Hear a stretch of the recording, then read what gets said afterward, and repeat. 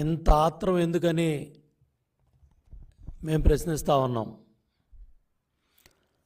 గతంలో Dhananjaya Reddy IAS confirmation అప్పుడు కూడా ఆనాడు మీ తండ్రి అధికారంలో ఉన్నప్పుడు అర్హత లేని ధనంజయ రెడ్డికి మున్సిపల్ డిపార్ట్మెంట్ తీసుకొచ్చి ప్రమోషన్లు ఇచ్చి ఏ విధంగా ఐఏఎస్ కట్టబెట్టారో అదే రీతిలో ఈరోజు సీఎంఓలో చక్రం తిప్పుతున్నాడు. ధనన్న ఏదన్నా ధనాన్నే.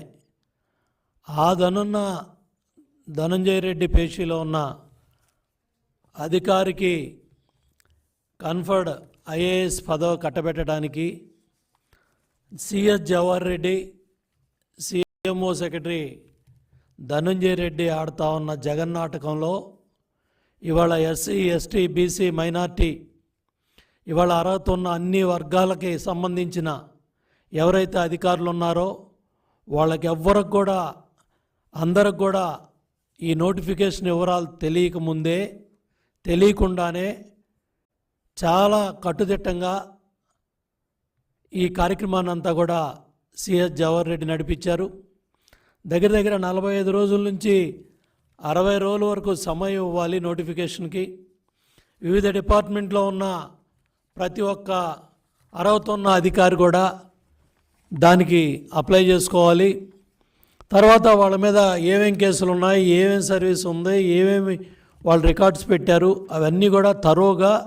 ఎందుకంటే ఒక ఐఏఎస్ ఉద్యోగం ఇచ్చేటప్పుడు కన్ఫర్మేషన్ ఇచ్చేటప్పుడు ప్రభుత్వ శాఖలో ఇవాళ అవన్నీ కూడా చేయాల్సిన పరిస్థితుల్లో ఎన్నికల కోడ్ వచ్చిన తర్వాత కట్టుదిట్టంగా ఏదో ఒక విధంగా ఈ తతంగం అంతా కూడా పూర్తి చేసి తాను అనుకున్న వ్యక్తులకి కన్ఫర్డ్ ఐఏఎస్ పదవులు కట్టబెట్టడానికి జవహర్ రెడ్డి పడిన ఆత్రాన్ని ఇవాళ మీడియా ప్రశ్నిస్తూ ఉంటే ముఖ్యమంత్రి కార్యాలయం నుంచి స్పందన లేదు, సిఎస్ జవహర్ రెడ్డి నుంచి స్పందన లేదు. అడ్డగోలుగా కన్ఫర్డ్ ఐఏఎస్ ప్రక్రియని మీడియా ఘోషిస్తూ ఉంటే ఎందుకు మీరు నోరు తెరవలేకపోతున్నారు? నోటిఫికేషన్పై గోప్యత ఎందుకు? గడువు ఎందుకు తక్కువ పెట్టారు? ఆగమేఘాల మీద జాబితా ఎందుకు రెడీ చేశారు? దరఖాస్తులు స్క్రూటినీ కూడా ఎందుకు సవివరంగా చేయలేదు? పాత జాబితాలో ఉన్న పేర్లు మళ్ళీ ఎందుకు పెట్టారు?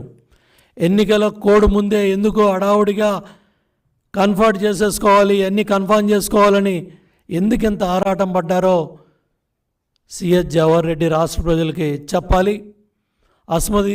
అస్మదీయుల కోసం ఇంత అడ్డగోలుగా ఇంత ఆత్రంగా చెయ్యాలా అని చెప్పి నేను జవహర్ రెడ్డిని ప్రశ్నిస్తూ ఉన్నాను.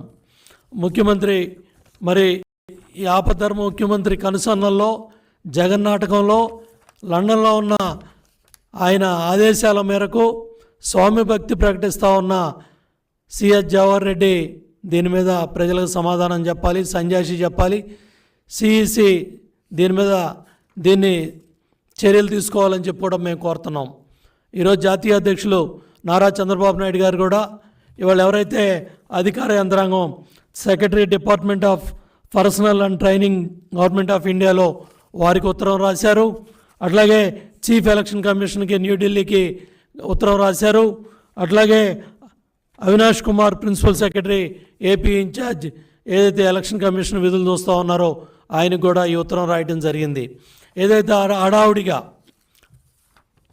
ఆర్భాటంగా ఇవాళ రాష్ట్ర కేడర్ అధికారులు ఐఏఎస్లను ఎంపిక చేసేందుకు ఇంటర్వ్యూలు నిర్వహించేందుకు ప్రభుత్వ ప్రధాన కార్యదర్శి జవహర్ రెడ్డి ప్రతిపాదనలు పంపటం ఎన్నికల నిబంధనలకు విరుద్ధంగా ఈ కార్యక్రమాన్ని చేపట్టారు. జూన్ 4వ తారీఖున ఎన్నికల ఫలితాలు ఉన్నందువల్ల ఈ పదోన్నతుల ప్రక్రియ చేపట్టడం అనేది సరైన నిర్ణయం కాదని చెప్పి కూడా తెలియజేయడం జరిగింది.